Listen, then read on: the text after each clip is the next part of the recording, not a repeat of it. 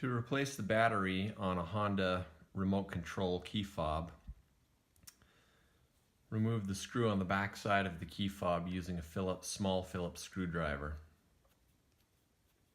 You don't have to pull the screw all the way out, but at least out of its threads inside the plastic case, and then lift the case up gently and towards the tip of the key in this direction. That allows you to avoid breaking the plastic clip on the far side of the key. Once the key's open, pull the central portion out and use a regular screwdriver tip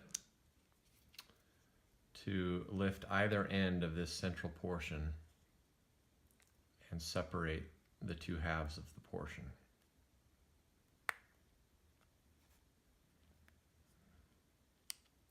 Once that is separated, the battery is exposed and can be removed with your regular screwdriver tip. The battery you need to replace this key fob is a CR1616.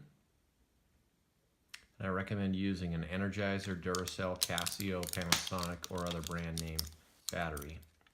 This battery cost me $3.97 plus tax, and it's replaced by placing the battery brand name down and back into the electrical contacts.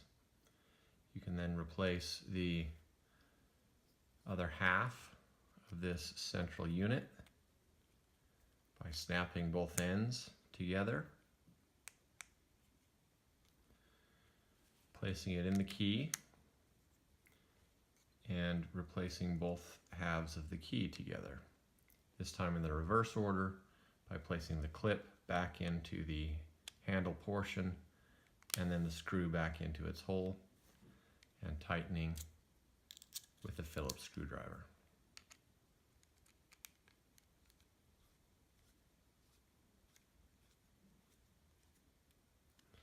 Okay guys, thanks for watching. Send me a comment if you have any questions. Otherwise, please subscribe to our channel to help us create more videos.